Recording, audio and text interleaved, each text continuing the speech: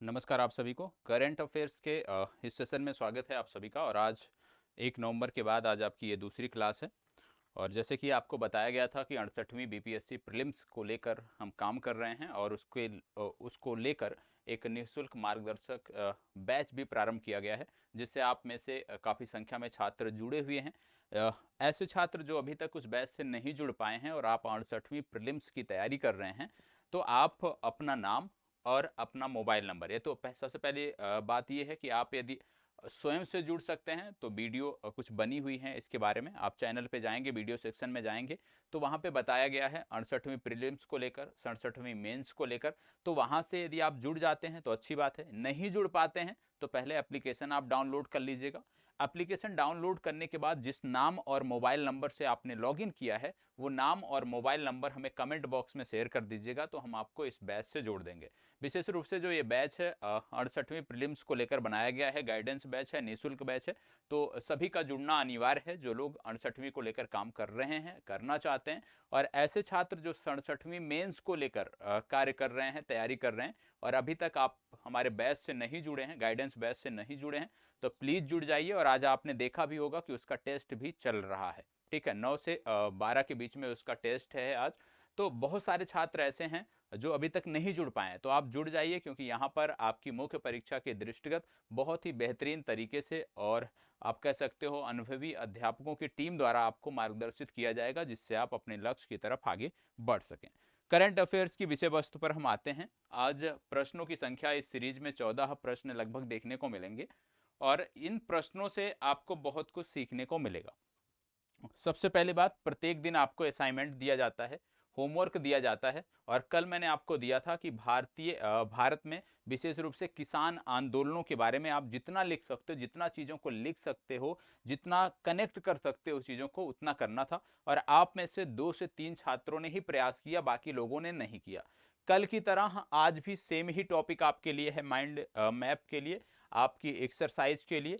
ठीक है, किसान आंदोलन शब्द आपके लिए एक्सरसाइज के लिए है। अब किसान आंदोलन से किस प्रकार से आप बिहार के किसान आंदोलनों को, बिहार के बाहर के किसान आंदोलनों को, और किस प्रकार से उस पूरे विषय वस्तु को आप लिंक कर सकते हो, उनके नेताओं को लिंक कर सकते हो, स्थान विशेष को लिंक कर सकते हो, वो आपको एक्सरसाइज करनी है। और प्रत्येक दिन कम से कम 10 से 15 मिनट का समय अपनी तैयारी का जो है इस बिंदु पर देना है। ठीक है, अब यहाँ पे बात हो रही है करंट अफेयर्स की, और सबसे पहला प्रश्न यहाँ पर हम देखने जा रहे हैं। प्रश्न है, भारत का पहला एक्वा पार्क किस राज्य में स्थापित किया जाएगा? क्या बोला जा रहा है? भारत का पहला एक्वा पार्क किस राज्य में स्थापित किया जाएगा, यह बात यहां पे हो रही है। 4 राज्य आपको देखने को मिल रहे हैं, मेघालय, अरुणाचल प्रदेश, गोवा और महाराष्ट्र। बात किसकी हो रही है? बात यहां पे हो रही है एक्वा पार्क की, कि एक्वा पार्क की स्थापना कहां पर की जाएगी। देखो, एक्वा पार्क की बात हो रही है, और इन 4 विकल्पों में यदि आपको चुनाव करना है तो याद रखना है, ये जो एक्वा पार्क है ये अरुणाचल प्रदेश में बन रहा है। कहां पर बन रहा है? अरुणाचल प्रदेश में बन रहा है। यहां पर लोअर सुबनसिरी नामक एक जिला है, याद रखिएगा, जिसको बोलते हैं निचला सुबनसिरी। ठीक है, तो निचले सुबनसिरी नामक जिले में ये बन रहा है, ये आपको पता होना चाहिए। ठीक है, अरुणाचल प्रदेश इसका सही जवाब है, निचले सुबनसिरी जिले में ये बन रहा है। अरुणाचल प्रदेश की बात हो रही है तो आपको पता होगा अरुणाचल प्रदेश की जो राजधानी है वो ईटानगर है, ये आपको पता होना चाहिए। अरुणाचल प्रदेश के बारे में जब आप पढ़ते होगे तो आपको देखने को मिलता होगा कि यहाँ पे आपको नामदफा टाइगर रिजर्व आपको देखने को मिलता होगा। और नामदफा टाइगर रिजर्व कई बार मैंने आपको बताया है कि विश्व की सर्वाधिक ऊंचाई पर स्थित टाइगर रिजर्व है। इसके बाद यहाँ पे आपको पक्के पागा टाइगर रिजर्व भी देखने को मिलता होगा, पक्के टाइगर रिजर्व भी देखने को मिलता होगा। ठीक है, तो पक्के टाइगर रिजर्व हो गया। और पक्के टाइगर रिजर्व से लिंक करके मैं आपको बता रहा हूं कि यहाँ पे पक्के पागा हार्नबिल त्योहार भी मनाया जाता है। ठीक है, पक्के पागा हार्नबिल त्योहार भी यहाँ पे मनाया जाता है, ये भी आपको पता होना चाहिए। याद रखिएगा, यदि हार्नबिल त्योहार की बात आए तो आप टिक करोगे नागालैंड, जहां पे दिसंबर में ये मनाया जाता है। लेकिन जब पक्के पागा हार्नबिल की बात आएगी तो आप अरुणाचल प्रदेश को टिक करोगे। आपको बता दें कि जो हॉर्नबिल पक्षी है ये पक्के टाइगर रिजर्व के क्षेत्रों में वर्तमान समय में आप कह सकते हो बहुतायत मात्रा में पाई जाती है। और विशेष रूप से एक जनजाति है जिसका नाम है न्यासी जनजाति, और ये जो न्यासी जनजाति है जो पक्के टाइगर रिजर्व के क्षेत्र में रहती है, वो इनको संरक्षित करने के लिए प्रयास कर रही है। इनको संरक्षित करने में जो सरकार की मुहिम है उसमें योगदान दे रही है। तो अरुणाचल प्रदेश के बारे में इतनी जानकारी आपको होनी चाहिए। इसके साथ साथ जब अरुणाचल प्रदेश की बात करते हैं तो आप जानते होंगे अरुणाचल प्रदेश में कई सारी जल विद्युत परियोजनाएं भी संचालित की जा रही हैं। और इन जल विद्युत परियोजनाओं में यदि हम बात करें तो कौमेंग जल विद्युत परियोजना अपने आप में महत्वपूर्ण है। याद रखिएगा, कई बार पूछा गया है कि कामेंग जल विद्युत परियोजना जो है ये किस राज्य में संचालित की जा रही है। तो याद रखना है कि कामेंग जल विद्युत परियोजना जो है ये अरुणाचल प्रदेश राज्य में संचालित की जा रही है। तो इस प्रकार से आप कह सकते हो कि बृहद संदर्भों में जो विषय वस्तु है उसको देखना चाहिए। ऐसा नहीं है कि सिर्फ और सिर्फ हमने पार्क की बात की तो हम वहीं तक सीमित रह जाएं और रट जाएं। प्रयास ये करना चाहिए कि जितनी चीजें अभी तक आपने पढ़ी है अरुणाचल प्रदेश के बारे में वो यहीं पे रिवाइज हो जाएं। कुछ नई चीजें भी यदि आपको सीखने को मिलती हैं तो उसमें भी आपको प्रयास करना चाहिए, भले ही उसकी जो विषय वस्तु है किसी अलग विषय से जुड़ती हो, चाहे वो इतिहास के खंड में महत्वपूर्ण है, भूगोल के खंड में महत्वपूर्ण है, राजव्यवस्था के खंड में कुछ घटनाक्रम हो रहा है, अंतरराष्ट्रीय संबंधों में कुछ अरुणाचल प्रदेश को लेकर अपडेट हो रहा है, तो उन सभी से अपडेट रहने की आपको जरूरत है। जब आप बृहद संदर्भों में तैयारी करेंगे तब जाकर आपको मुख्य परीक्षा में आसानी होगी, क्योंकि मुख्य परीक्षा में जितना आप चीजों को लिंक करके जितना बृहद संदर्भों में आप अपने उत्तर को लिखते हो उतना आपको बेनिफिट मिलता है। ठीक है, तो इसी के साथ मैंने आपको फिर से बता दिया आज का आपका होमवर्क है, याद रखिएगा कल जो दिया गया था वही आज सेम भी है। क्या है? किसान आंदोलन। ठीक है, किसान आंदोलन को बृहद रूप में आपको लिखना है, बताना है, और इसको जितना आप लिंक कर सको, जैसे किसान आंदोलन मैंने बताया तो चंपारण चले जाओ, चंपारण में किस प्रकार से महात्मा गांधी आए, किसने बुलाया, क्या उसका रिजल्ट रहा, फिर अन्य तथ्यों को आप जोड़ सकते हो कि अन्य कौन से ऐसे किसान नेता हैं जो ऐतिहासिक संदर्भों में महत्वपूर्ण हैं। तो जितनी चीजें लिंक कर सकते हो करो, इससे आपका जो करंट अफेयर्स के साथ ही बहुत सारी विषय वस्तु आपकी अच्छे से तैयार होगी। चलिए बढ़ते हैं आगे। उत्तर भारत का पहला डाटा सेंटर किस राज्य में स्थापित किया गया है? उत्तर भारत का पहला डाटा सेंटर किस राज्य में स्थापित किया गया है आपको बताना है। चलिए बताइएगा, उत्तर भारत का पहला डेटा सेंटर किस राज्य में स्थापित किया गया है? आपको बता दें उत्तर प्रदेश के मुख्यमंत्री हैं योगी आदित्यनाथ, और योगी आदित्यनाथ ने इसका उद्घाटन किया। अभी ये आए थे। सबसे पहली बात कि कहाँ पे बन रहा है, तो उत्तर प्रदेश में बन रहा है। उत्तर प्रदेश के ग्रेटर नोएडा में अभी मुख्यमंत्री जी आए थे। ठीक है, तो ग्रेटर नोएडा में आप कह सकते हो को इसको स्थापित किया जा रहा है। तो पहला जवाब तो हो गया उत्तर प्रदेश, और आपको पता होना चाहिए कि उत्तर प्रदेश के ग्रेटर नोएडा में। अब ग्रेटर नोएडा में स्थापित किया जा रहा है। मान लीजिए यदि आप यूपी का कोई एग्जाम देते हैं तो लागत भी पूछी जा सकती है। तो याद रखिएगा 5,000 करोड़ रुपए का निवेश यहाँ पे किया गया है, ये आपको पता होना चाहिए। अब हमने बात किया यूपी की। यूपी के बारे में आपने देखा कि यूपी की राजधानी है लखनऊ। ठीक है, लखनऊ जो है ये गोमती नदी के तट पर स्थित है, ये आपको पता होना चाहिए। अब यहीं से एक यदि आप लिंक करना चाहो तो आप देख सकते हो कि गोमती नदी किसकी सहायक नदी है, कहां से निकलती है। इस तरह से आप नदियों को पकड़ सकते हो, एक सिरा। दूसरा, आप आगे बढ़ते हुए चले जाओ, हम योगी आदित्यनाथ की बात कर रहे हैं, यहाँ के सीएम हैं, और योगी जी का जो संसदीय क्षेत्र था वो गोरखपुर हुआ करता था, गोरखपुर के ये सांसद हुआ करते थे। और गोरखपुर की जब हम बात करते हैं तो आपको पता होना चाहिए शहीद अशफाक उल्ला खां का नाम, क्योंकि शहीद अशफाक उल्ला खां के नाम पर यहाँ पे एक आप कह सकते हो चिड़ियाघर बन रहा है। और अशफाक उल्ला खां की जब बात करते हैं तो एचआरए के ये सदस्य थे, ये आपको पता होना चाहिए। और जो काकोरी ट्रेन डकैती हुई थी, जिसको Kakori train action day Uttar Pradesh सरकार बोलती है, इसमें ये प्रमुख प्रस्तावक थे, ये आपको पता होना चाहिए।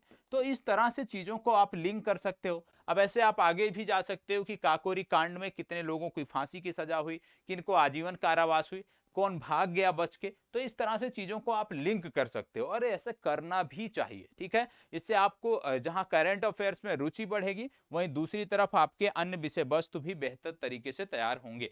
तो इसका सही उत्तर है उत्तर प्रदेश, ए विकल्प इसका इस प्रश्न के लिए सही उत्तर है।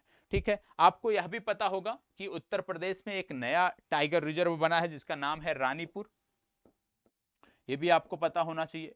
रानीपुर टाइगर रिजर्व नया टाइगर रिजर्व बना है, और उत्तर प्रदेश में अब कुल 4 टाइगर रिजर्व हो गए हैं। पहला है अमानगढ़ टाइगर रिजर्व, दूसरा है पीलीभीत टाइगर रिजर्व, तीसरा है दुधवा टाइगर रिजर्व और चौथा आपका आ गया रानीपुर। तो ये भी आपको पता होना चाहिए, ठीक है। चलिए आगे बढ़ते हैं। यहां पे बोला जा रहा है न्यूजीलैंड में आगामी T20 श्रृंखला के लिए, याद रखिएगा T20 की बात हो रही है, ठीक है। T20 श्रृंखला के लिए भारतीय टीम का कप्तान किसे बनाया गया है? न्यूजीलैंड में आगामी T20 श्रृंखला जो खेली जाएगी उसके लिए कप्तान किसको बनाया गया? अभी आप जान रहे होंगे T20 वर्ल्ड कप चल रहा है और T20 वर्ल्ड कप का आयोजन ऑस्ट्रेलिया में हुआ है, हो रहा है, ये आपको पता होना चाहिए, ठीक है। आज की तिथि में यदि हम बात करें, भारत और बांग्लादेश का मैच था, हालांकि ये आपके काम की चीज नहीं है, ये तो ऐसे बता दे रहा हूं, ठीक है। तो ये आपको पता होना चाहिए। इससे पहले अभी एशिया कप हुआ था, एशिया कप हुआ था और एशिया कप को आपने देखा था कि श्रीलंका ने जीता था, श्रीलंका ने भारत को पराजित किया था, सॉरी श्रीलंका ने जीता था, भारत तो पहले ही बाहर हो गया था, श्रीलंका ने जीता था, ये आपको पता होना चाहिए। और एशिया कप का आयोजन दुबई में किया गया था, यूएई में किया गया था, ये आपको याद रखना है। यहाँ पे इस प्रश्न को लेकर यदि बात करें तो आगामी जो हमारी सीरीज है उसके लिए हार्दिक पांड्या को जो है कैप्टन बनाया गया है, ये आपको पता होना चाहिए। डी विकल्प इस प्रश्न का सही उत्तर है। यहाँ पे बात हो रही है क्रिकेट की, तो आपको पता होगा आईसीसी क्रिकेट की गवर्निंग बॉडी है, इसका हेडक्वार्टर आपको दुबई में देखने को मिलता है और ग्रेग बार्कले जो है ये इसके प्रमुख हैं, ये आपको पता होना चाहिए, ठीक है। ये जानकारी आपको रखनी है। चलिए आगे बढ़ते हैं। जमशेद जे ईरानी जिनका 31 अक्टूबर 2022 को निधन हो गया, किस कंपनी के पूर्व एमडी थे? सबसे पहली बात, जमशेद जे ईरानी जिनका 31 अक्टूबर 2022 को निधन हो गया, किस कंपनी के पूर्व एमडी थे आपको बताना है। 4 कंपनियों के यहाँ पे नाम दिए हुए हैं, किस कंपनी से ये जुड़े थे आपको बताना है। आपको बता दें इनको स्टील मैन ऑफ इंडिया बोला जाता था और 1992 में इन्होंने टाटा स्टील प्रबंध निर्देशक का जो कार्यभार है वो संभाला था, ठीक है। आपको पता होगा कि इनको पद्म पुरस्कार भी मिल चुका है। तो याद रखना है ये संबंधित थे टाटा स्टील से, ठीक है। और जब टाटा की बात आती है तो आपको पता होगा टाटा और एयरबस, टाटा और एयरबस मिलकर भारत में विमान बनाने जा रहे हैं। और कहां पे इनकी स्थापित कर रहे हैं ये फैक्ट्री? ये गुजरात के वडोदरा में स्थापित कर रहे हैं, ये भी आपको याद रखना, ठीक है। इतनी जानकारी आपको होनी चाहिए, ठीक। चलिए बढ़ते हैं आगे। प्रश्न संख्या 5, निम्नलिखित में से किसे राष्ट्रीय स्मारक घोषित किया गया है? इनमें से किसे हाल ही में राष्ट्रीय स्मारक घोषित किया गया है आपको बताना है। चलिए बताइएगा, इनमें से किसे राष्ट्रीय स्मारक घोषित किया गया है आपको बताना है। 4 विकल्प आपके सामने। चले, किसे राष्ट्रीय स्मारक घोषित किया गया है?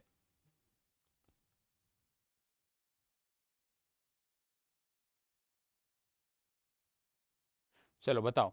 आपको बता दें ये जो स्थान है यहाँ पे 1500 भीलों ने जो है अपने प्राणों की आहुति दी थी, किसके नेतृत्व में? महान संत गोविंद गुरु थे और महान संत गोविंद गुरु के नेतृत्व में 1500 भीलों ने अपने प्राणों की आहुति दी थी। यह स्थान अपने आप में बहुत ही महत्वपूर्ण है और यह स्थान जो है यदि हम बात करें तो भारत के बांसवाड़ा जिले में स्थित है। और जब बांसवाड़ा जिला की बात हम करते हैं, बांसवाड़ा जिला, बांसवाड़ा जिले की जब हम बात करते हैं तो आपको पता होना चाहिए बांसवाड़ा जिला राजस्थान से संबंधित है। कहां से संबंधित है?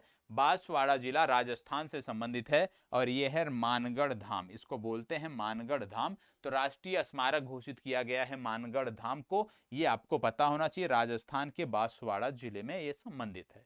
अब यहाँ पे कुछ चीजें और बता देते हैं। जैसे बात हो रही है राजस्थान की, तो राजस्थान में कई सारी झीलें हैं जो पूछी जाती, जैसे सांभर झील, डोंडवाना झील, डेबार झील, डेंगना झील, पंचमुद्रा, ये कुछ झीलें हैं राजस्थान की जो आपकी परीक्षाओं में पूछी जाती हैं, आपको पता होना चाहिए। राजस्थान की बात करें तो राजस्थान में आज की तिथि में 4 टाइगर रिजर्व हैं, जिनमें सबसे नवीनतम था रामगढ़ विषधारी टाइगर रिजर्व, आपको पता होगा। उसके पहले यदि हम बात करें तो मुकुंदरा हिल्स, सरिस्का और रणथंभौर, ये 3 थे। तो कुल मिलाकर 4 टाइगर रिजर्व आज की तिथि में राजस्थान में देखने को मिलते हैं और रामगढ़ विषधारी जो था वो भारत का 52वां टाइगर रिजर्व बना था, ठीक है। चलिए आगे बढ़ते हैं। प्रश्न संख्या 6, 7वें भारत जल सप्ताह का थीम क्या है? चलिए बताइएगा। 7वें भारत जल सप्ताह का थीम क्या है, आपको बताना है। 7वें भारत जल सप्ताह का थीम क्या है? चलिए बताइएगा, 7वें भारत जल सप्ताह का थीम क्या है? 7वें भारत जल सप्ताह का थीम क्या है? याद रखिएगा, सतत विकास और समानता के लिए जल सुरक्षा। नोट कर लीजिएगा, सतत विकास और समानता के लिए जल सुरक्षा। ठीक है, चलिए प्रश्न संख्या 7। साउथ ब्लॉक में गार्ड ऑफ ऑनर किसे दिया गया? साउथ ब्लॉक में हाल ही में गार्ड ऑफ ऑनर किसे दिया गया? अच्छा प्रश्न है, महत्वपूर्ण प्रश्न है। 4 नाम यहां पे दिए हुए हैं, आपको बताना है कि किसको दिया गया। देखो यहां पे ये जो दिया गया, ये दिया गया बट्टू शेरिंग को। और बट्टू शेरिंग कौन है? बट्टू शेरिंग भूटान की जो रॉयल भूटान सेना है उसके प्रमुख संचालन अधिकारी हैं, तो भट्टू शेरिंग को दिया गया।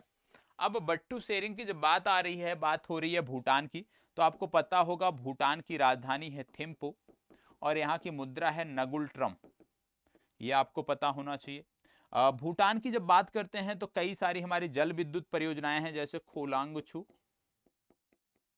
खोलांगछू जल विद्युत परियोजना, चूखा जल विद्युत परियोजना, ठीक है, और मांगदेछु, ठीक है, मांगदेछु जल विद्युत परियोजना, ये आपको पता होना चाहिए।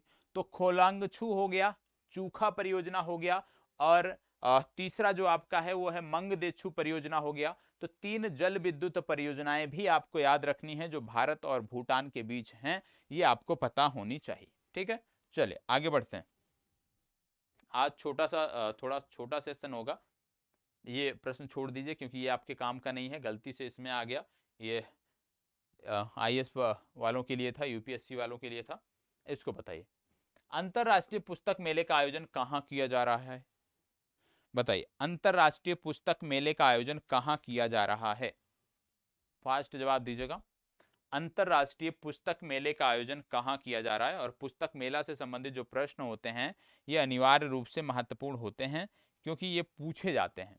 तो अंतरराष्ट्रीय पुस्तक मेले की बात हो रही है तो इसका आयोजन यूएई में किया जा रहा है। ठीक है, याद रखना है 2022 अंतरराष्ट्रीय पुस्तक मेला यूएई में। इसको बताइए। यहाँ है, हाल ही में चर्चा में रहा सैन्य अभ्यास आईएमटी त्रिलाट में निम्नलिखित में से किस देश ने भाग लिया?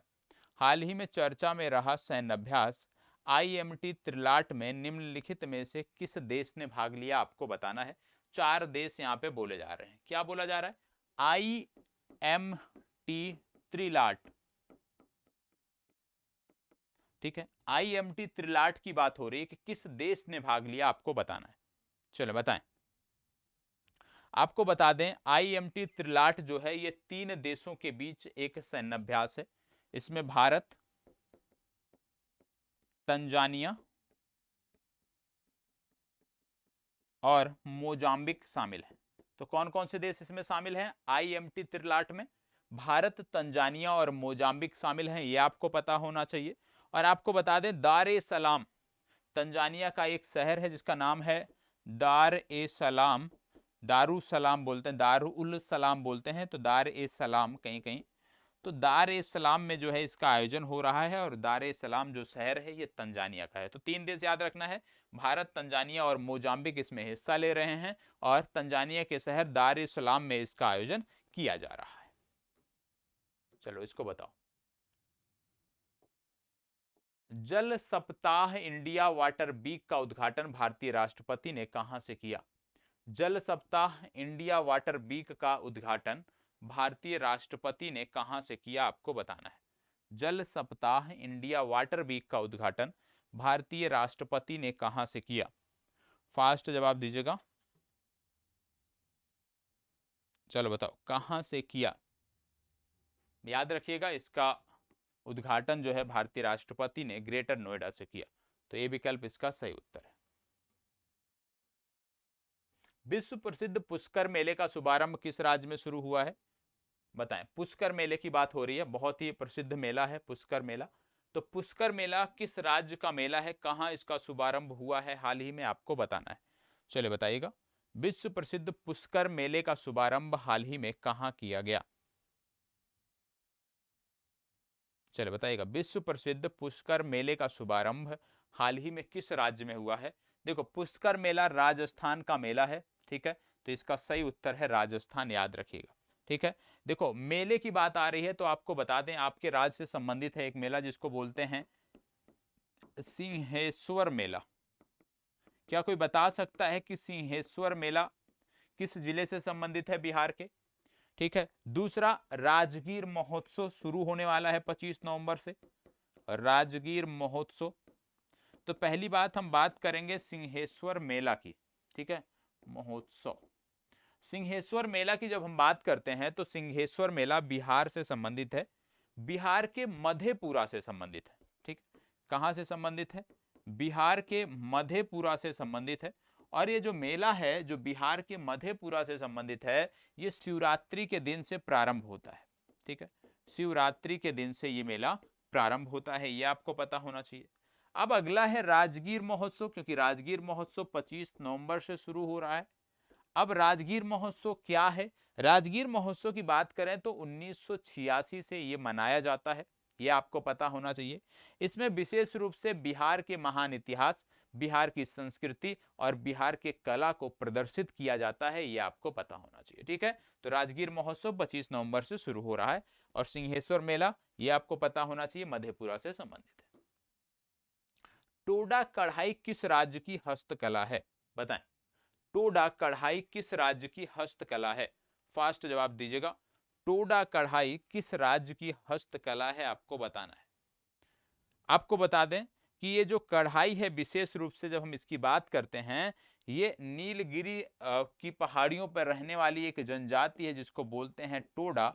और ये नीलगिरी की पहाड़ियों पे जो रहने वाली जनजाति है टोडा, इसी के द्वारा ये की जाती है और ये संबंधित है तमिलनाडु से, ठीक है। तो याद रखिएगा, टोडा कढ़ाई किससे संबंधित है? तमिलनाडु से संबंधित है, ए विकल्प सही उत्तर है। आज का लास्ट प्रश्न, मेदाराम जतारा उत्सव किस राज्य का त्योहार है? मेदाराम जतारा उत्सव किस राज्य का त्योहार है, आपको बताना है। चलिए बताइएगा, मेदाराम जतारा उत्सव किस राज्य का त्योहार है? अच्छा प्रश्न है, बताएं। देखो, आज आपके मेले से संबंधित, उत्सव से संबंधित कई सारे प्रश्न रखे हैं। और आपको बता दें, मेदाराम जतारा उत्सव बहुत ही महत्वपूर्ण है, क्योंकि यह एशिया का सबसे बड़ा जनजातीय उत्सव है। एशिया का सबसे बड़ा जनजातीय उत्सव है जिसका नाम है मेदाराम जतारा उत्सव। और मेदाराम जतारा उत्सव की जब बात करते हैं तो इसका संबंधित राज्य है तेलंगाना, ठीक है। तो सी विकल्प इस प्रश्न के लिए सही उत्तर है। याद कर लीजिएगा, मेदाराम जतारा उत्सव जो है ये एशिया का सबसे बड़ा जनजातीय उत्सव है और तेलंगाना से ये संबंधित है, ठीक है। अब आज के जो करंट अफेयर्स थे उनकी चर्चा यहीं पे समाप्त तो होती है, लेकिन अभी आपको जाना नहीं है। कुछ बिंदु हैं जिन पर हमें बात करनी है, उन बिंदुओं पर हम बात करेंगे यहाँ पे। सबसे पहली बात, जो आपको होमवर्क दिया जाता है, ठीक है, जो आपको होमवर्क दिया जाता है, अनिवार्य रूप से आपके लिए जरूरी है कि आप वो होमवर्क करो। क्योंकि जो लोग 68वीं प्रीलिम्स के बैच से अभी तक नहीं जुड़े हैं, सबसे पहली बात तो वो जुड़ जाएं। जुड़ना कैसे है उसको लेकर एक वीडियो बनाई गई है, वो आप देख लीजिए, ठीक है। वीडियो सेक्शन में आपको मिल जाएगा। सबसे पहले मोबाइल ऐप डाउनलोड करना है और इसके बाद प्रीलिम्स का जो बैच कोड है 668 BPSC प्रीलिम्स, प्रीलिम्स शायद पूरा है, मुझे कंफर्म नहीं है, उसमें वीडियो में पड़ी हुई है, वो आप देख लीजिएगा। नहीं जुड़ पाते हैं तो आपको कमेंट बॉक्स में अपना नाम, जिस नाम से आपने ऐप में लॉगिन किया है, और अपने मोबाइल नंबर के लास्ट 4 डिजिट वहां पे शेयर करने हैं, जिससे हम आपको स्वयं से उस बैच से जोड़ सकें। तो जो भी इच्छुक हैं वो आप जुड़ जाइएगा, निःशुल्क गाइडेंस बैच है। सभी चीज़ें, क्लास की PDF और जो भी अन्य समस्याएं आपकी होती थी, वो सारी चीज़ें आपकी उपलब्ध कराई जा रही हैं, ठीक है। तो ये चीज़ आपको ध्यान में रखना है। तो यहीं पे अपनी चर्चा की जो है हम समाप्त कर रहे हैं, याद रखिएगा। और जो लोग होमवर्क नहीं कर रहे हैं, प्लीज़ होमवर्क आप करिए, होमवर्क करना बहुत ज़रूरी है। होमवर्क में यदि आप इन्वॉल्व नहीं रहेंगे तो निश्चित रूप से आपका नुकसान होगा, ठीक है। चलिए, धन्यवाद, बहुत बहुत आभार।